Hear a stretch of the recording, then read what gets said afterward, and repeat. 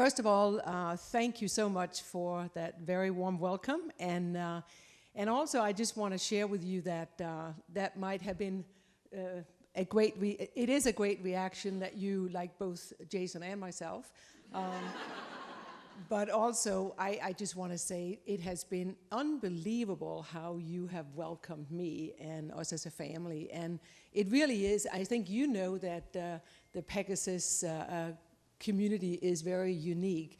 But having been with many different organizations and also followed Jay with all his different schools, I would say this really is a special place. So I want to share a little bit of the journey that I've had. And I actually grew up in Denmark, and I came to the US at the age of 23. And so why did I move to the US by myself at 23? Well, I had a pretty safe upbringing. I had a very, everything was, couldn't complain about a thing. But I always felt that Denmark was too confining. So if you really are different in Denmark, it's really a country where almost like equality is the ceiling, not the base. And it is a wonderful country, but I as a person felt that I needed to do something different. I didn't know at the time what it would be, so I did move from the countryside to Copenhagen, but that was not enough. The other reason that I wanted to kind of explore the world was that I had also, because I was a journalist. My education, I went for, got a master's in journalism, and then when I was done, I realized I was not a good journalist. And it was really kind of like a struggle to get job, and I was one of the youngest in our class, and very inexperienced compared to them. So after I had done journalism for a year, I was a freelancer, I decided actually that it was probably not going to be my future. So I said, okay, I got to do something else. And a friend of mine, together with me, started a business where we actually were going to export business to the United States. I would go to the US and import it, and she would do the work, and it was Danish design. So at the age of 23, as a failed journalist and as an enthusiastic entrepreneur, went to the US and started, as you can imagine, a new life. And all I really had was a container that was on the way from Copenhagen to Miami. I had my visa. And then I have my really big bag of core values, because I think that was really important, that growing up in Denmark, there was some really important values that I've carried with me as I came to this country. Also, not to forget, I had a dad that thought I could do anything. So he was happy, he was sad that I was leaving, but he thought, what a great thing, she's moving to the United States. And then, of course, later he joined with my family.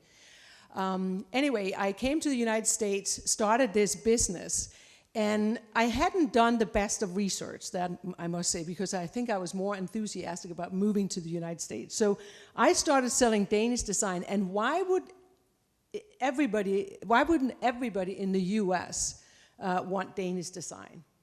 Well, I can tell you, first of all, living in Florida, that was not the place I should have started. I mean, they're always 10 years behind New York, and I think New York is 10 years behind Europe.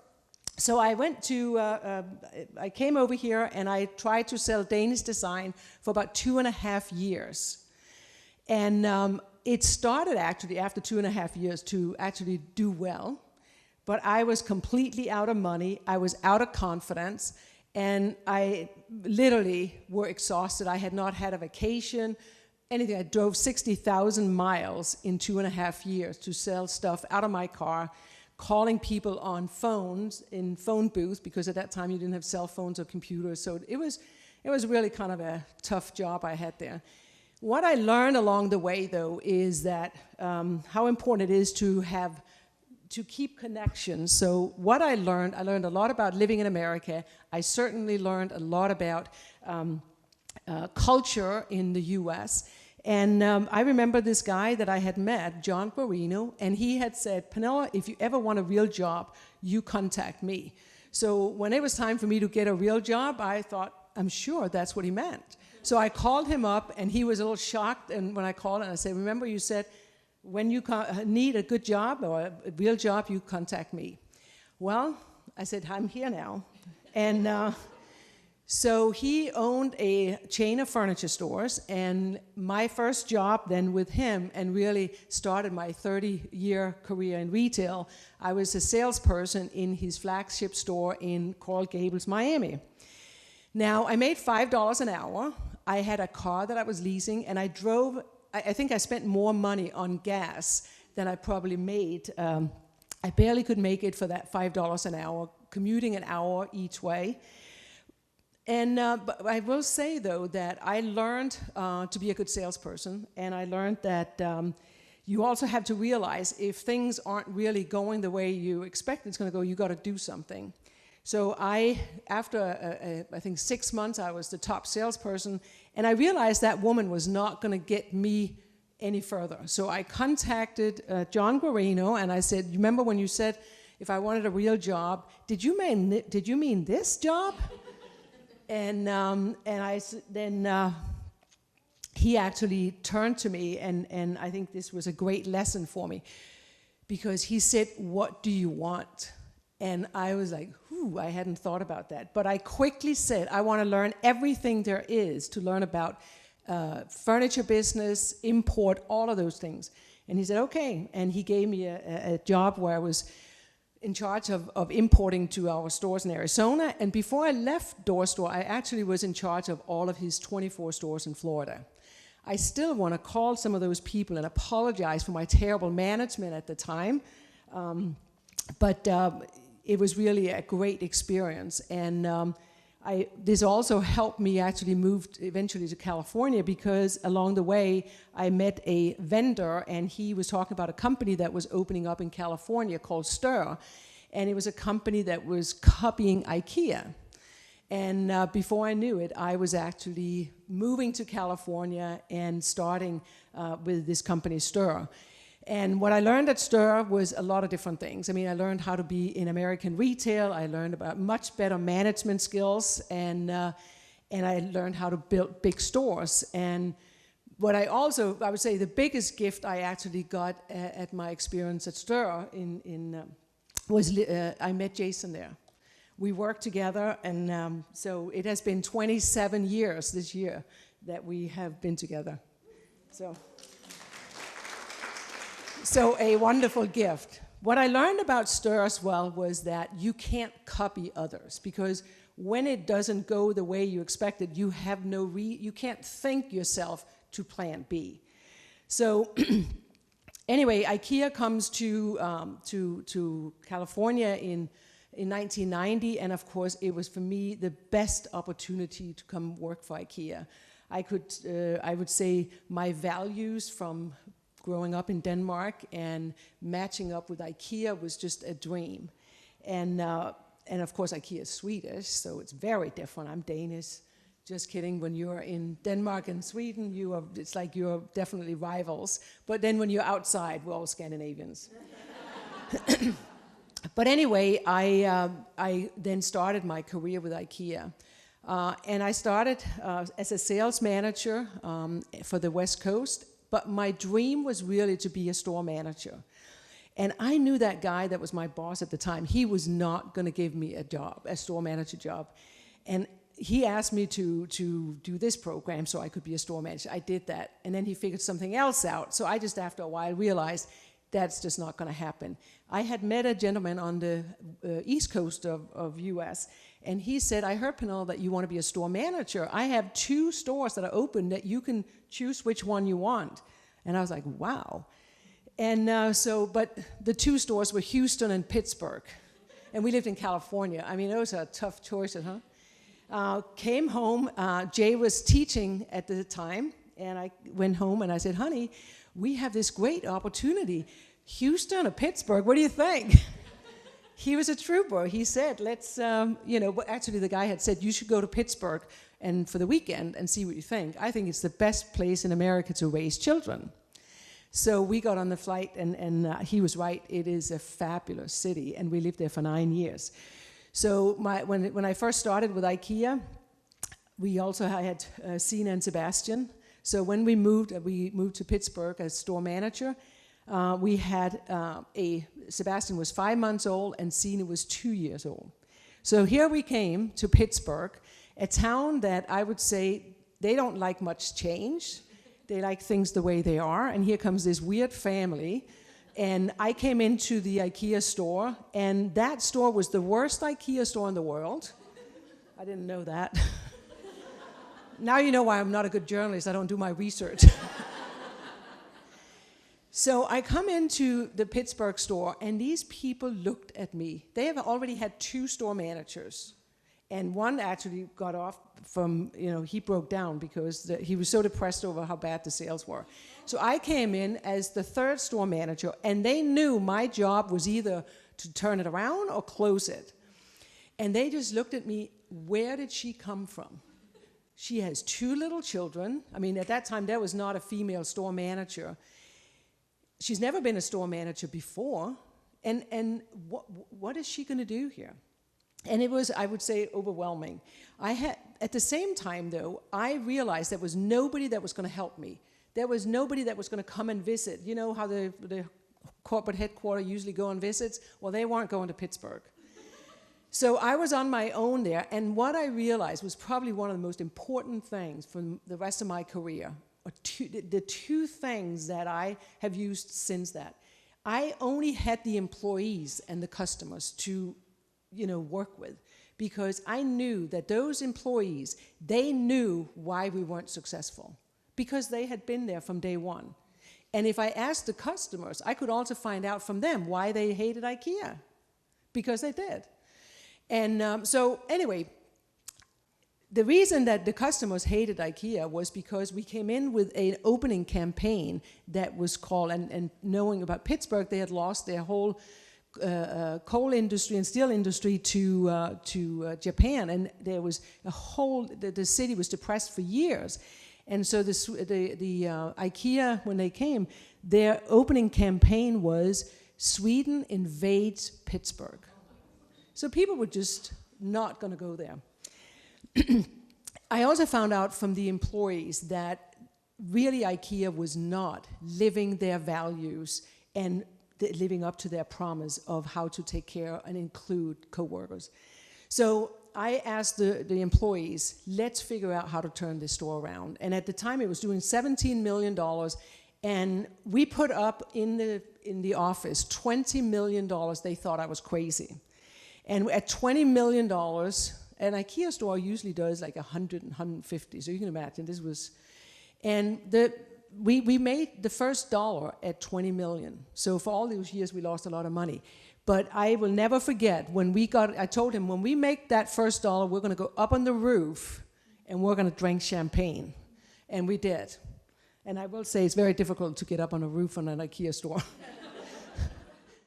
And I would always go to meetings and tell my boss that we need to do something for hourly employees. They were literally not making enough money, and we were terrible in giving them flexibility, and we didn't have the right benefits, and I went on, and I said, and what about, why are there not more women store managers? I mean, 80% of our customers are women.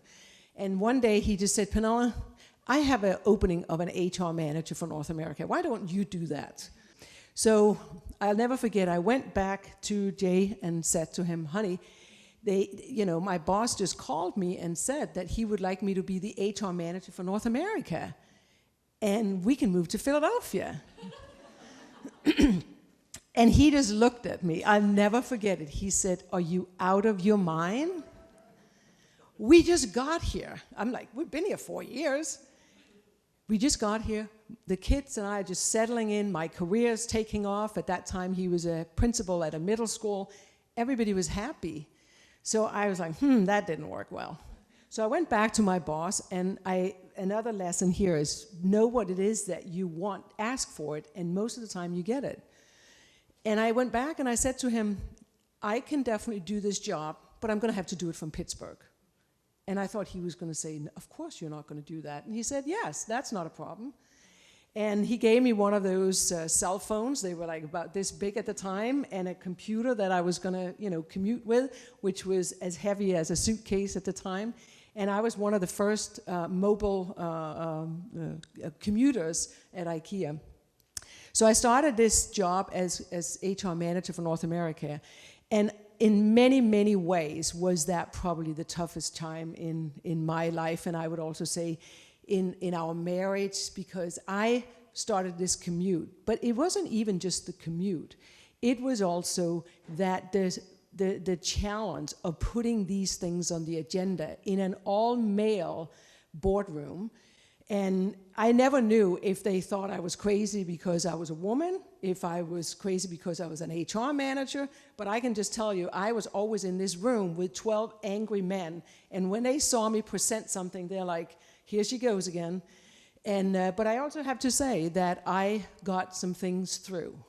We got benefits for domestic partners. We got flexible work hours. We got, the list went on. We had a global diversity program. So I would say that those years, commuting, small children, and certainly both of us with our careers, and then pushing forward an agenda that was definitely very challenging. And at some point, I was in Philadelphia, and I remember this day because it was we had to finalize this diversity strategy, and again, it was not the most popular, and all day was just challenging. And I realized that all day my arm was numb, and I was really kind of concerned about it. But of course, I just kept on going and going. And in the evening, I am together with the gentleman that is my mentor. We're driving to the hotel, and I said to him, I don't know, my arm is numb. Maybe I'm just having a stroke. And he looked at me and he says, I hope you don't think that's funny. When we were driving, and of course I'm driving, I actually were considering at some point to not get off the exit when I was about to pass out, because that would just slow us down. And so I ended up smart enough getting off. And before I knew it, he had called 911. And I am literally going through the city of Philadelphia in the back of an ambulance with, everything going, and my friend sort of following in the car behind. I do remember the paramedic said to me, you're not having a heart attack. And when I came to the hospital, the doctor came out and he said, there's nothing physical wrong with you, but what happened to you happens to people that have had an enormous amount of stress over a long period of time. At some point, something goes wrong. And in a way, you're very fortunate that there's nothing wrong. So I remember sitting there crying, and my friend Ulf said to me, this would be the best gift you've ever gotten. And I looked at him and I'm like, how is this a gift? Now, you would think that I would get back in the car and learn from this. Well, when you live like I was living, just kept on adding more and more to the plate, you don't just change overnight. So I went back in the car, and we got back on the road, went out for dinner, and I remember calling Jay, and I said, honey, I just want to let you know that I had a little bit of an incident, but everything is fine. And he was busy at home with the kids and stuff, and he goes, oh, okay, as long as you're fine. And the only reason I called him was I was afraid there was going to come an ambulance bill to our home, and he would wonder what that would be. It wasn't that I really wanted to share this with anybody. So for over a year, I did not talk to anybody about it, except for my friend Ulf. And the reason is that I was embarrassed. I was embarrassed that I could not just pile more and more and more onto my plate. And of course, I could do it all. So this was really a big experience for me. And what made me stop and actually do something about it was a year later, I'm at a development program in Sweden, and for a week you literally are talking about all kinds of different personal things. And IKEA had, we get great support at IKEA, and I was just going there like everybody else at my level. And after the third day, I knew that woman that was facilitating. She was always looking at me. And I was like, oh, I can just go another day without her focusing on me. And the third day, she looks at me and she said, why are you always leaning forward and listening to other people? What happens when you sit back and just listen to yourself? I'm like, oh boy, oh boy. And I remember what really got me, before I had left, I had read a story to Sebastian, and it was a story about a mouse that died. And when the mouse had died, he said, Mom, you didn't even cry. And I said, about what? He said, the mouse died. And I just realized my whole life was just on autopilot. And so I would say that was a huge awakening, and ever since that day have I been working on just being in touch with myself and actually try to keep a distance to things and actually stay present even if it's difficult. And for, like I said, it's been a 15 plus journey and continues. And I know there are many, many people out there that are having anxiety attacks and also are not sharing it. So I feel that when I talk about it, it gives other people permission to talk about it as well. You're going to think it's crazy, but when I was doing this HR job, besides having the anxiety attack, it was really a important time in my career. And I was working on a global strategy and got to know the new global CEO of IKEA. And one day, Jay got a great job in Philly, and so we were now going to move to Philadelphia, and we were finally I wouldn't have to commute anymore. So we're looking at houses in Philadelphia, and my boss calls me and say he would like to see me in his office. And of course, okay, I'm getting fired. I mean, I have pushed a lot of things through, so I should they're tired of me. So I come into the office, and he says that the CEO wants you to take my job. And I was like, what? Yep. And it was just a huge recognition and a job that I never had imagined that I would do. I've always just loved what I do, and I've never really looked for that next job. So I went back out in the car, and Jay was like, are we still moving? I mean, he was a little worried about if IKEA was going to move us, and they still had a job. And the next thing, I came out and I said, no, you wouldn't believe, they want me to be president of IKEA North America. And that was, of course, a huge job. And it's interesting because that job was a lot easier than that HR job and the store manager job. And so I think if I hadn't been as challenged as an HR manager, if I hadn't had that anxiety attack, I wouldn't actually been able to do that job. For 9 years, every day was a new challenge. I mean, I had just started, and we had 9/11, and we had a store right next to, right under out in New Jersey, right outside the New York City. So all the employees watched the whole 9/11, and also a lot of people that worked there had families that had been killed and so forth.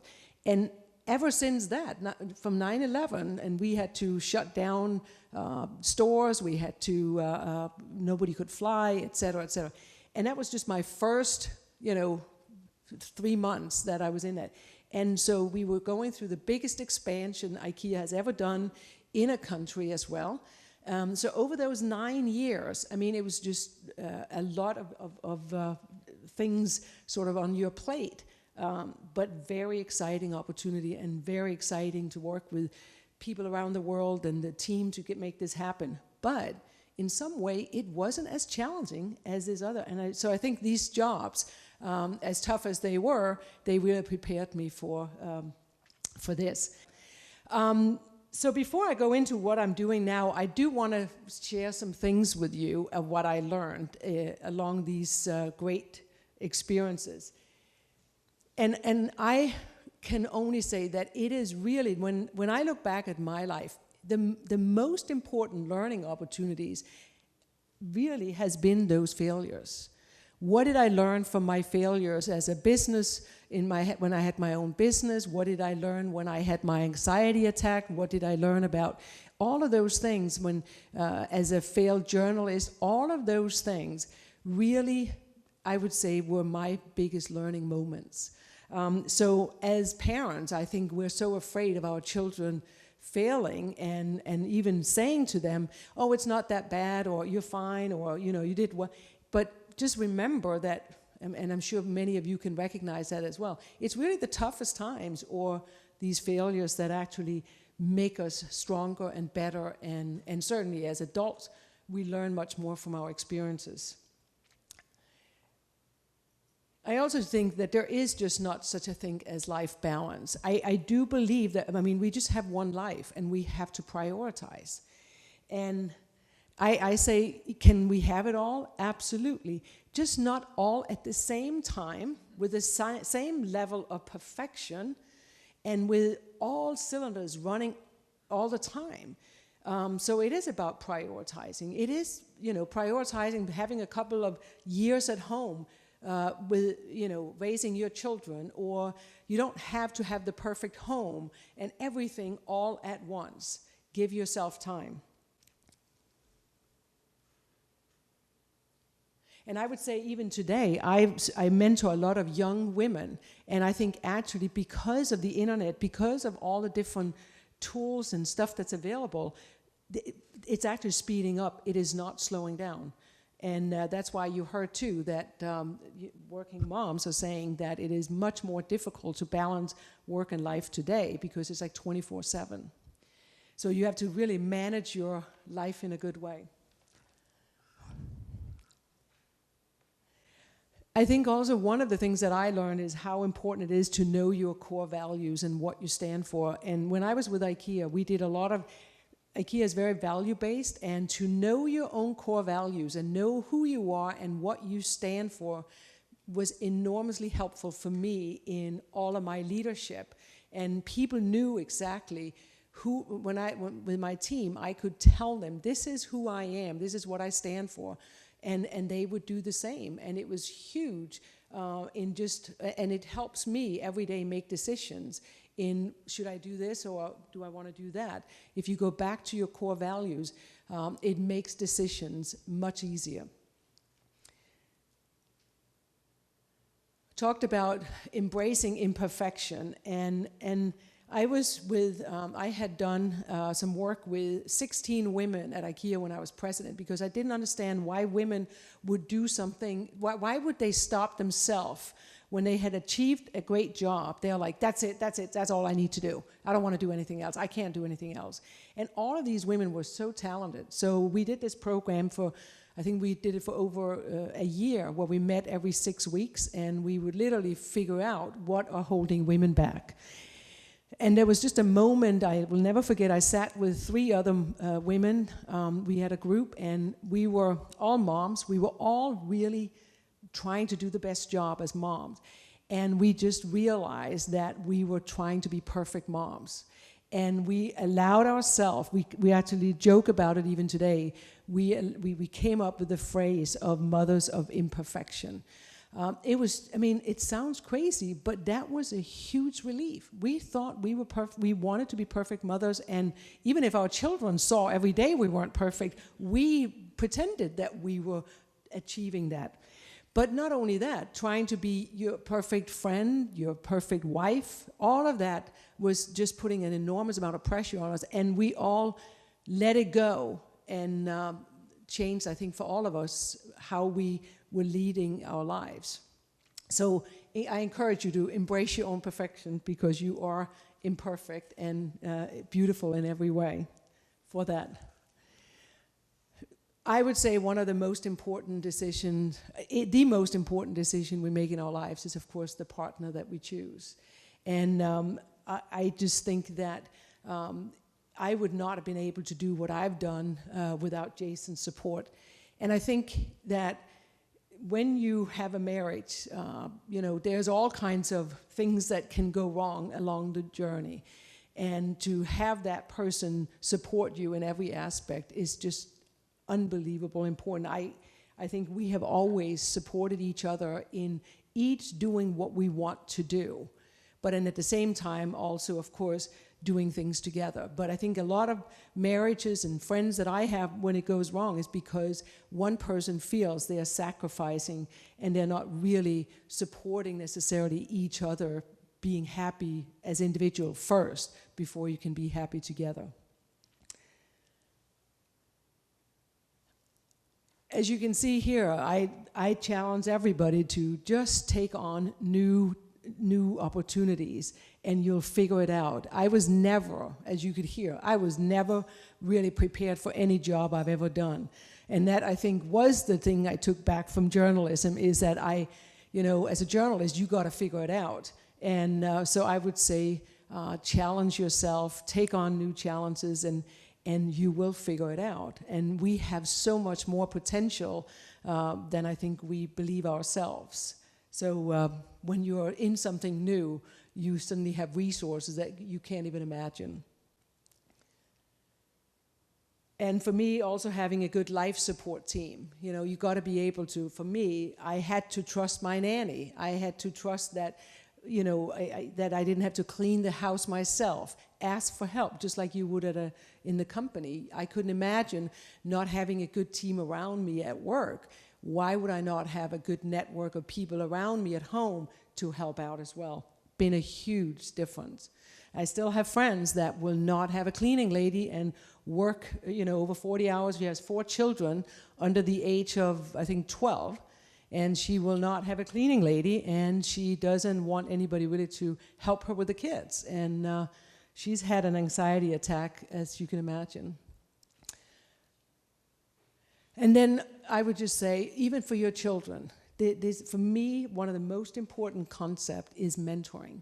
And so for me to have had my mentor throughout my career, he's still my mentor, and it's just so important. And I just feel that if there's one thing I can do, I can help people around find a mentor and understand the importance of that. And I think the earlier the better. And I think you guys are already doing stuff at Pegasus in terms of mentoring programs.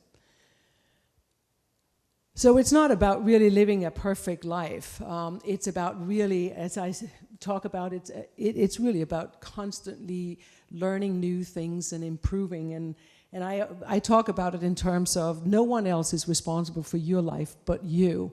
And I say, why not be the CEO of your own life? So what do I do now? I am actually spending most of my time, as you heard, on board work. But it is really what I love about it is that I feel that this is my time to give back or pay it forward. I love coaching and mentoring young people, people that are new in their jobs. So as a board member on these corporate boards, that's what you do as a board, is a good board. You actually support and help develop the business without being in the business with them. And with Save the Children, I mentor an enormous amount of people. And the same thing, I spend a lot of my time when I'm not traveling, either coaching young entrepreneurs or CEOs and enjoy being able to make a difference. So that's what I'm doing, and I have started our little company, Good Life Design, with Sina, and that's very much about empowering people to design their own life. And we actually have a web course that's going to be launched here in June. So I will just leave with you that don't spend your whole life searching for the right job. Make it the most important job to find and design your right life. Thank you.